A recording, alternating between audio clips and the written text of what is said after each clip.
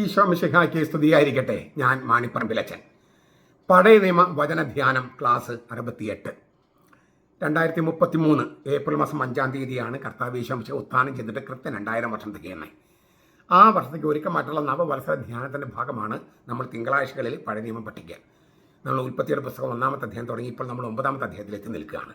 9-ാമത്തെ അധ്യായത്തിൽ നമ്മൾ പലരും ചോദിക്കുന്ന ചോദ്യങ്ങൾക്കുള്ള ഒരു ഉത്തരം കൂടിയുണ്ട്. 9-ാമത്തെ അധ്യായം 18 മുതൽ 25 വരെയുള്ള തിരുവചനങ്ങളാണ്. പെട്ടകത്തിൽ പുറത്തിറങ്ങിയ നോഹയുടെ പുത്രന്മാർ ഷേം, ഹാം, യാഫത്ത് എന്നിവരായിരുന്നു. ഹാമായിരുന്നു കാനാന്റെ പിതാവ്. ഈ മൂവരുമാണ് നോഹയുടെ പുത്രന്മാർ. ഇവർ വഴിയാണ് ഭൂമി ജനങ്ങളെ കൊണ്ട് നിറഞ്ഞത്. മണ്ണിന്റെ മനുഷ്യനായ നോഹയാണ് ഭൂമുഖത്ത് ആദ്യമായി മുന്തിരിത്തോട്ടം നട്ടുപിടിപ്പിച്ചത്. അവൻ അതിൽ വീഞ്ഞു കുടിച്ച് മത്തനായി. നോഹ തൻ്റെ കൂടാരത്തിൽ നഗ്നനായി കിടന്നു. കാനാന്റെ പിതാവായ ഹാം തൻ്റെ പിതാവിൻ്റെ നഗ്നത കണ്ടു. വെളിയിലുണ്ടായിരുന്ന തൻ്റെ രണ്ട് സഹോദരന്മാരുടെ അക്കാര്യം പറയുകയും ചെയ്തു. ഷേമും യാഫത്തും ഒരു തുണിയെടുത്ത് തങ്ങളുടെ തോളിലിട്ട് പുറകോട്ട് നടന്നു എന്ന് പിതാവിൻ്റെ നഗ്നത മറച്ചു. അവർ മുഖം തിരിച്ചു പിടിച്ചിരുന്നത് കൊണ്ട് തങ്ങളുടെ പിതാവിൻ്റെ നഗ്നത കണ്ടില്ല. വീഞ്ഞിൻ്റെ ലഹരി വിട്ടുകൊണ്ടുവന്ന നോഹ തൻ്റെ ഇളയ മകൻ ചെയ്തതെല്ലാം അറിഞ്ഞു. അവൻ പറഞ്ഞു, കാനാൻ ശപിക്കപ്പെട്ടവനാകട്ടെ, തൻ്റെ സഹോദരന്മാർക്ക് ദാസ്യവേല ചെയ്യുന്നവരിൽ ഏറ്റവും അധമനായിരിക്കട്ടെ അവൻ. ഈ ഉൽപ്പത്തി കഥയിലെ ഒരു അന്തിമഘട്ടം, ഈ ഉൽപ്പത്തി കഥയുടെ ഒരു അടുത്ത ഘട്ടം, അന്തിമഘട്ടമല്ല, ഒരു അടുത്ത ഘട്ടമാണ് ഇവിടെ അവതരിപ്പിക്കപ്പെടുന്നത്. ആദ്യ ചരിത്രത്തിൻ്റെ പിതാവായിരുന്നു ആദാമെന്ന് നമ്മൾ കണ്ടു കഴിഞ്ഞു. ആ ആദാമിൻ്റെ കുടുംബത്തെ നല്ലവനായ സേത്തിൻ്റെയും ദുഷിച്ചവനായ കായൻ്റെയും പരമ്പരകൾ തിരിച്ചു. അതായത് ആദ്യ ചരിത്ര പിതാവായ ആദാമിൻ്റെ കുടുംബത്തെ, അവിടെ നല്ല മക്കളുണ്ടായിരുന്നു, ചീത്ത മക്കളുണ്ടായിരുന്നു. സേത്തിൻ്റെ നല്ല പരമ്പര, ദുഷിച്ച കായിൻ്റെ ദുഷിച്ച പരമ്പര. അപ്പോൾ ഇത് തമ്മിൽ വേർതിരിക്കപ്പെടുന്നുണ്ട്. സേത്തിൻ്റെ വംശപരമ്പരയും കായിൻ്റെ വംശപരമ്പരയും തമ്മിൽ വേർതിരിക്കപ്പെടുന്നുണ്ട്.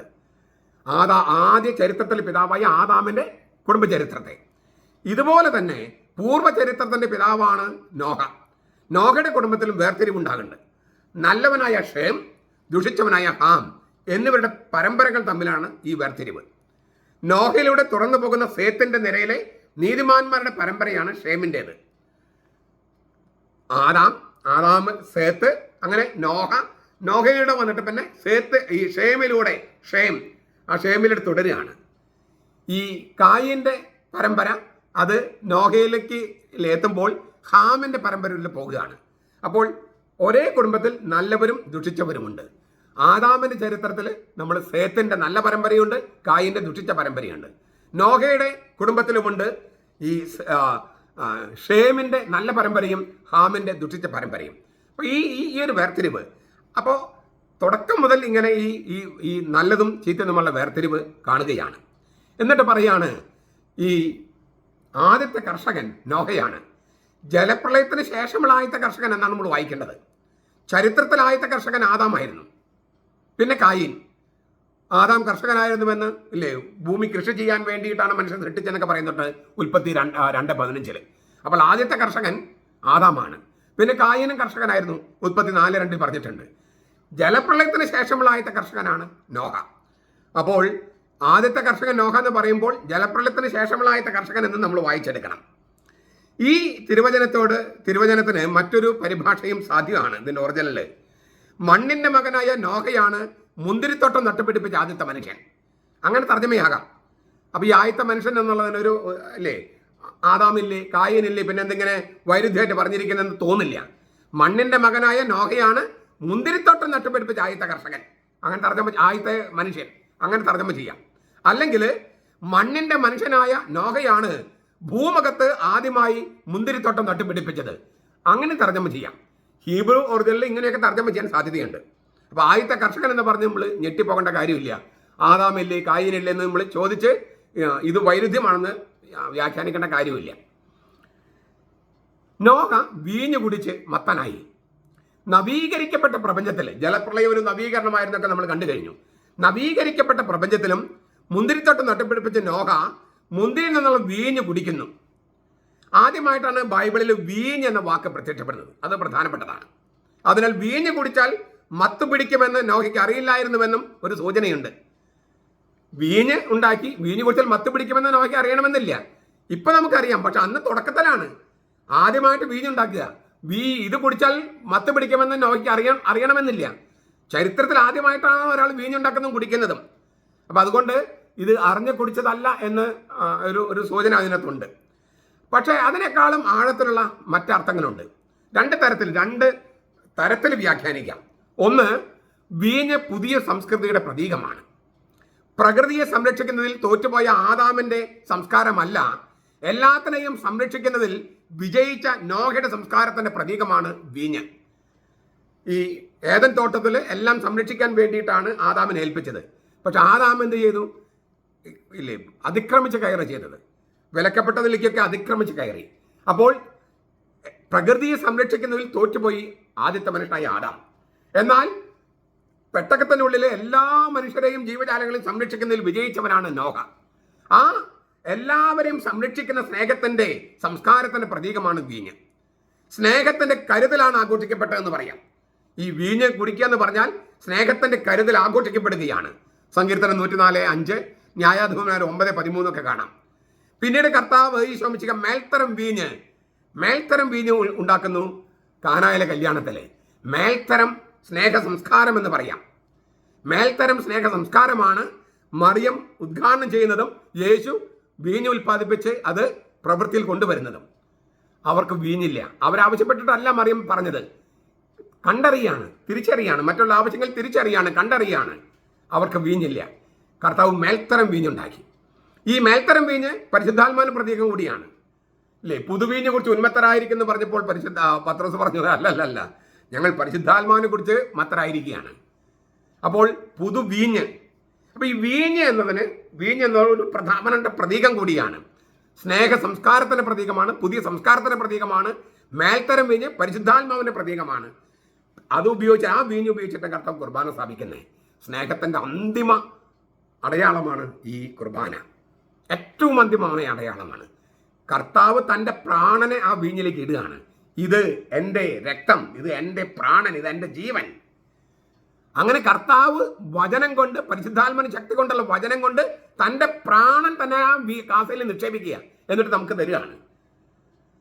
അതിന് വീഞ്ഞാണ് ഉപയോഗിക്കുന്നത്. കുർബാനയൊക്കെ വീഞ്ഞ് ഉപയോഗിക്കണം.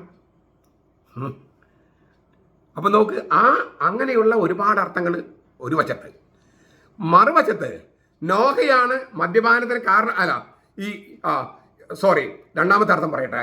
ഈ നോഹ ആരംഭിച്ച സ്നേഹ സംസ്കാരത്തിലേക്ക് തിന്മ കൊണ്ടുവരികയാണ് ഹാം. അതാണ് രണ്ടാമത്തെ അർത്ഥം. ഞാൻ രണ്ട് തരത്തിൽ വായിക്കാമെന്ന് ഞാൻ പറഞ്ഞല്ലോ. നോഹ ആരംഭിച്ച സ്നേഹ സംസ്കാരത്തിലേക്ക് തിന്മ കൊണ്ടുവരികയാണ് അദ്ദേഹത്തിന്റെ മകൻ ഹാം. സ്നേഹത്തിന്റെ ആകേണ്ടിയിരുന്നതിനെ മദ്യോത്സവമാക്കി മാറ്റി ഹാം. വീഞ്ഞ് ഒരല്പം കുടിച്ച് സ്നേഹത്തിന്റെ ആഘോഷമാണ് നടത്തേണ്ടിയിരുന്നത്. അതിന് പകരം മദ്യത്തിൽ ആറാടി. ഇപ്പൊ നമുക്ക് അറിയാലോ, ഈ കേരളത്തിൽ മാത്രമല്ല, ലോകത്തെല്ലാവിടെയും ഈ പ്രശ്നമുണ്ട്. സ്നേഹത്തിന്റെ ആഘോഷമാകേണ്ടതിന്, സ്നേഹ സംസ്കാരത്തിന്റെ ആഘോഷമാകേണ്ടതിന് പകരം മദ്യത്തിൽ ആറാടുക. എന്നിട്ട് പണം നശിപ്പിക്കുക മാത്രമല്ല, കുടുംബത്തെ നശിപ്പിക്കുക. ഭാര്യയും മക്കളെയും കുടുംബത്തെയും ഒക്കെ ശത്രുക്കളാക്കുക. അങ്ങനെ സ്നേഹത്തിന് ഘടകവിരുദ്ധമായ സംഗതികൾ സംഭവിക്കുകയാണ്. മദ്യത്തിൽ ആറാടുന്ന ഒരു തെറ്റായ സംസ്കാരം കൊണ്ടുവരികയാണ്. സ്നേഹ സംസ്കാരത്തിന് ആഘോഷമാകേണ്ടതിന് പകരം മദ്യോത്സവമായിട്ട് മദ്യത്തിൽ ആറാടുന്ന, ഇല്ലേ, അങ്ങനെ പണം മാത്രമല്ല, ആരോഗ്യം മാത്രമല്ല, കുടുംബത്തെയും ഭാര്യയെയും മക്കളെയും ഒക്കെ ശത്രുക്കളാക്കുന്ന, അവരുടെ കാര്യങ്ങളൊന്നും ചെയ്യാത്തതായിട്ട് മാറുക. എന്നിട്ട് ഇപ്പം റേഷൻ കാർഡ് സ്ത്രീകളുടെ പേരിലാക്കേണ്ടി വരിക. സ്ത്രീകൾക്ക് പ്രിയദർശിനി എന്ന് പറഞ്ഞിട്ട് ബസ്സിൽ ഫ്രീ ആയിട്ട് കൊടുക്കേണ്ടി വരിക. പുരുഷന്മാർക്ക് കൊടുത്താൽ അത് മിച്ചം വരുന്ന പൈസ കള്ള് ഷാപ്പിൽ പോവുകയാണ്, ബിവറേജസ് കോർപ്പറേഷൻ്റെ അവിടെ പോവുകയാണ്. എല്ലാവരും അല്ല. അപ്പം ഞാൻ പറഞ്ഞത്, ഇതൊക്കെ പുരുഷന്മാർക്ക് നാണക്കേടാണ്.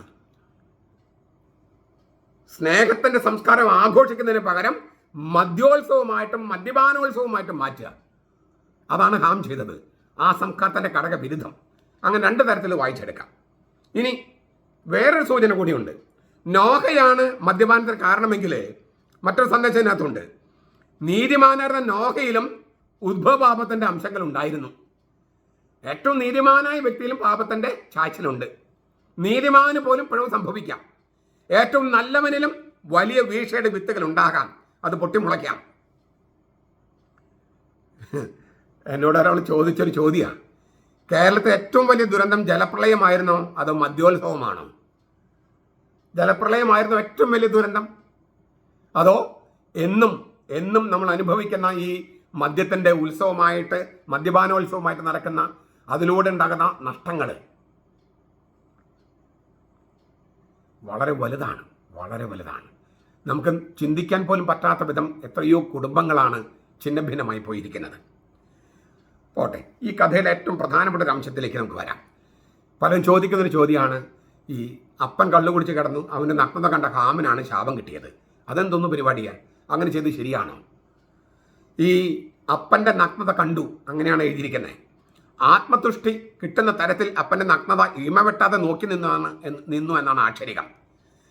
ഹെബ്രായ ഭാഷയിൽ റാ അഹ് എന്നാണ്. റാ അഹ് സാധാരണമായി ഇതിങ്ങനെ, അതായത് കണ്ടു എന്ന് പറഞ്ഞാൽ ഇങ്ങനെ ജസ്റ്റ് ഒന്നൊരു പാസിംഗ് ആയിട്ട് കണ്ടെന്ന അർത്ഥത്തിലല്ല. അവനൊരു ആത്മസംതൃപ്തി കിട്ടുന്ന തരത്തിൽ അപ്പൻ്റെ നഗ്നത നോക്കി നിന്നു, ആസ്വദിച്ചു. ഇമ വെട്ടാതെ നോക്കി ആസ്വദിച്ചു എന്നാണ് ഈ കണ്ടു എന്ന വാക്കിന് ഉദ്ദേശിക്കുന്ന അർത്ഥം. അതാണ്. അതുകൊണ്ട് തന്നെ 3 തരത്തിലാണ് ഇപ്പോൾ ഈ വാക്യം നമ്മൾ മനസ്സിലാക്കുന്നത്. ഒന്ന്, അപ്പൻ്റെ നഗ്നതയെ ലൈംഗിക വൈകൃതത്തോടെ നോക്കി ആസ്വദിച്ചു. അപ്പന് അവമാനം വരുത്തുന്നത് വളരെ ഗൗരവമായ തിന്മയായിട്ടാണ് പഴയ നിയമം കാണുന്നത്. പുതിയ നിയമം അങ്ങനെ തന്നെ. മാത്രമല്ല, മറ്റുള്ളവരുടെ ലൈംഗിക പ്രവൃത്തികൾ ഒളിഞ്ഞു നോക്കാനുള്ള പ്രവണതയെക്കുറിച്ചും പ്രവണതയാണിത്. ഈ വൊയേരിസം എന്ന് പറയല്ലോ ഇംഗ്ലീഷിൽ. അതാണ് ഒന്നാമത്തെ ഒരു സൂചന. 2, അപ്പൻ്റെ വരിയുടച്ച് ഷണ്ടനാക്കി വൃഷണച്ഛേദം നടത്തി എന്നൊരു സൂചനയുണ്ട്, കാസ്ട്രേഷൻ. അപ്പൻ്റെ നഗ്നത കണ്ടു എന്ന് പറഞ്ഞാൽ അതൊരു യുഫമിസം എന്ന് പറയും, ഒരു മൃദുവചനമാണ്. അപ്പൻ്റെ വൃഷണം ഛേദിച്ച് അപ്പനെ വരിയുടച്ച് ഷണ്ടനാക്കി, കാസ്ട്രേഷൻ. അങ്ങനെ അർത്ഥമുണ്ട് അതിന്. 3, അപ്പനെ ചാരായം കുടിപ്പിച്ച് ലൈംഗിക ബന്ധം പുലർത്തി, അഗമ്യഗമനം എന്ന് പറയില്ലേ, ഹോമോസെക്ഷൽ ഇൻസെസ്റ്റ് എന്ന് പറയും. ഇങ്ങനെ 3 തരത്തിലാണ് ഈ വ്യാഖ്യാനം. എന്നാൽ വേറെയും സാധ്യതകളുണ്ട്. ഒന്ന്, അപ്പൻ്റെ നഗ്നത എന്ന പദസന്ധി അപ്പൻ്റെ ഭാര്യയുടെ നഗ്നതയെ സൂചിപ്പിക്കുന്നുണ്ട്. അപ്പൻ്റെ നഗ്നത കണ്ടെന്ന് പറഞ്ഞാൽ അപ്പൻ്റെ ഭാര്യയുടെ നഗ്നത കണ്ടെന്ന് അർത്ഥമുണ്ട്. ലേവ്യരുടെ പുസ്തകം 18:7 അങ്ങനെ ഒരു സൂചനയുണ്ട്.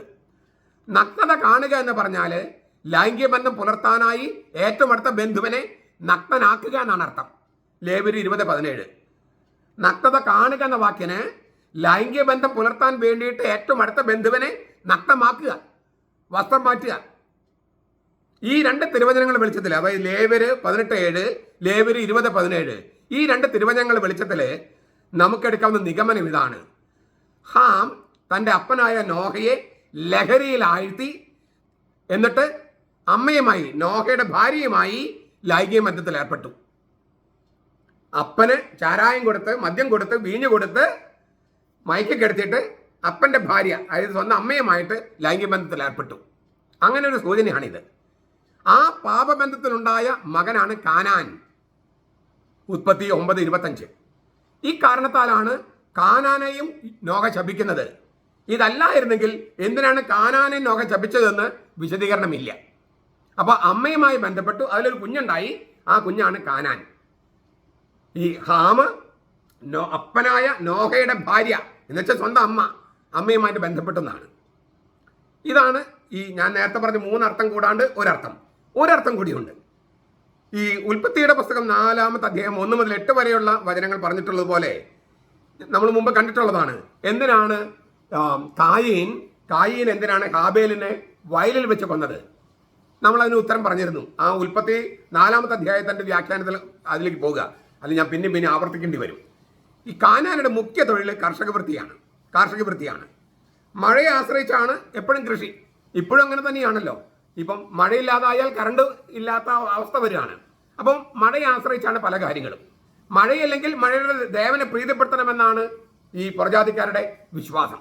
നരബലിയാണ് ഒരു മാർഗം. അതാണ് കായീൻ ഹാബേലിനെ കൊന്നത്. 2 ഷെമുവേൽ 21:1-14 അങ്ങനെയുണ്ട്. നരബലി നടത്തുന്ന ഒരു കഥയുണ്ട്. ഈ രണ്ടാമത്തെ ഒരു സംഗതി എന്ന് പറയുന്നത് മദ്യോത്സവത്തിനിടയിൽ നടത്തുന്ന പുരുഷ വേശ്യാവൃത്തിയാണ് ദേവന്മാരെ പ്രീതിപ്പെടുത്താൻ രണ്ടാമത്തെ മാർഗമായിട്ട് കരുതപ്പെട്ടത്. ഒന്ന് നരബലി, മറ്റൊന്ന് പുരുഷ വേശ്യാവൃത്തി. അത് ഒർഗിയാസ്റ്റിക് ഫെസ്റ്റിവൽ എന്ന് പറയും. ഒരു മദ്യോത്സവം നടത്തി അതിനിടയ്ക്ക് നടത്ത പുരുഷ വേശ്യാവൃത്തി. കായീൻ ആദ്യത്തെ മാർഗം സ്വീകരിച്ചു, നരബലി. കായിന്റെ പിൻതലമുറയിലെ ഹാമാകട്ടെ പുരുഷ വേശ്യാവൃത്തി ചെയ്തു. അതായത് അപ്പനുമായിട്ട് ലൈംഗിക ബന്ധത്തിൽ ഏർപ്പെട്ടു. അപ്പൊ ഞാൻ പറഞ്ഞു, ഇത് ഒരുപാട് ധ്വനികളും മുനകളുമുള്ള ഒരു വചനമാണ്. ഈ അപ്പനുമായിട്ട് ലൈംഗിക ബന്ധത്തിൽ ഏർപ്പെട്ടു, അല്ലെങ്കിൽ അപ്പനെ കള്ളു കുടിച്ച് കിടത്തിട്ട് അപ്പന്റെ ഭാര്യയുമായിട്ട് ലൈംഗിക ബന്ധത്തിൽ ഏർപ്പെട്ടു. അങ്ങനെ ഒരുപാട് ധ്വനികളുള്ള ഒരു വചനമാണിത്. കായന്റെയും ഹാമിന്റെയും പിൻഗാമികളാണ് കാനാന്യര്. അവർ ഇത്തരം ദുഷ്പ്രവൃത്തികൾ തുറന്നുകൊണ്ടേയിരുന്നു. ഇതുകൊണ്ടാണ് ഇക്കഥയിൽ കാനൻ പല പ്രാവശ്യം പരാമർശമായിരിക്കുന്നത്. ഈ ഉൽപ്പത്തി പുസ്തകം 9:18, 9:22, 9:25, 9:26, 9:27 ഇവിടെയൊക്കെ കാനാൻ കാനാൻ കാനാൻ എന്ന് പറയണേ. കാരണം ഈ കാനാന്യരുടെ പൂർവ്വപിതാക്കന്മാരാണ് കായനും ഹാമും ഒക്കെ. ഹാം എങ്ങനെയാണ് കാനാന്റെയും കാനാന്യരുടെയും പിതാവായത് എന്ന വസ്തുതയിലേക്ക് വിരൽ ചൂണ്ടുകയാണ് അദ്ദേഹത്തിന്റെ തല തിരിഞ്ഞ ഈ ലൈംഗിക വൈകൃതം. അപ്പന് മദ്യം കൊടുത്ത് മയക്കിക്കിടത്തി ലൈംഗിക ബന്ധത്തിൽ ഏർപ്പെട്ട ലോത്തിന്റെ പെൺമക്കളിലൂടെ ഇസ്രായേലിന്റെ പരമ്പരാഗത ശത്രുക്കളായ ഒരു ജനത ഉത്ഭവിച്ചത് എങ്ങനെയെന്ന് പിന്നീട് ഉൽപ്പത്തി ഗ്രന്ഥകാരൻ വർണ്ണിക്കുന്നുണ്ട് 19-ാമത്തെ അധ്യായത്തിൽ. ഇത് നമ്മൾ ഈ അപ്പന് മദ്യം കൊടുത്ത് മയക്കിക്കിടത്തി ലൈംഗിക ബന്ധത്തിൽ ഏർപ്പെട്ട് ലോത്തിന്റെ പെൺമക്കൾ അങ്ങനെ ചെയ്തേ. ഇസ്രായേലിന്റെ പരമ്പരാഗത ശത്രുക്കളായ ഈ കാനാന്യർ ഉത്ഭവിച്ചത് അങ്ങനെയാണെന്ന് ഉൽപ്പത്തി 19-ാമത്തെ അധ്യായത്തിൽ എഴുതിയിട്ടുണ്ട്. അപ്പൊ ഇത് തുടരുകയാണ്. ഈ കാനാന്യരുടെ ലൈംഗിക അരാജകത്വത്തിലേക്ക് വിരൽ ചൂണ്ടുകയാണ്. ചുരുക്കത്തിൽ ഈ അപ്പന്റെ നഗ്നത എന്ന വാക്കിന് നമ്മൾ ഇതുപോലെയുള്ള ഒരുപാട് ധ്വനികളാണുള്ളത്. ഞാൻ ആദ്യം ഒരു 3 പറഞ്ഞു, പിന്നെ 2 പ്രധാനപ്പെട്ട കാര്യങ്ങൾ പറഞ്ഞു, പിന്നെ അതിലേക്ക് അങ്ങോട്ടും ഇങ്ങോട്ടും ഞാൻ സൂചനകൾ പറഞ്ഞു. നിങ്ങൾക്ക് കാര്യം മനസ്സിലായി എന്ന് ഞാൻ വിചാരിക്കുകയാണ്. എന്തെങ്കിലും സംശയങ്ങളുണ്ടെങ്കിൽ ചോദിക്കുക. ഈ അപ്പന്റെ നഗ്നത കണ്ടവന് ഇല്ലേ, അപ്പൻ കള്ളുകുടിച്ച് കിടന്നു എന്ന് ആ നഗ്നത കണ്ട മകനെ ശിക്ഷിച്ചു അല്ലെങ്കിൽ ശപിച്ചു എന്നതിന് ഉത്തരമാണ് ഞാൻ ഈ പറയുന്നത്. എന്തുകൊണ്ടാണ് ഹാം ശപിക്കപ്പെട്ടത്, ഹാമിൻ്റെ കൂടെ കാനാനെയും ശപിച്ചത് എന്തുകൊണ്ട് എന്നതിനുള്ള ഉത്തരമാണ് ഞാൻ പറഞ്ഞത്. ഏതെങ്കിലും കാര്യങ്ങൾ മനസ്സിലാകാതെ വന്നിട്ടുണ്ടെങ്കിൽ കമൻറ്റ് ബോക്സിൽ നിങ്ങൾ ചോദ്യങ്ങൾ ചോദിക്കുക. മറ്റു കാര്യങ്ങൾ നമുക്ക് അടുത്ത ക്ലാസ്സിൽ കാണാം. നമ്മുടെ കർത്താവ് യേശു മിശിഹായുടെ കൃപയും പിതാവായ ദൈവത്തിൻ്റെ സ്നേഹവും പരിശുദ്ധാത്മാവിൻ്റെ സഹവാസവും നാം എല്ലാവരോടും കൂടി ഉണ്ടായിരിക്കട്ടെ, എപ്പോഴും എന്നേക്കും. ആമേൻ.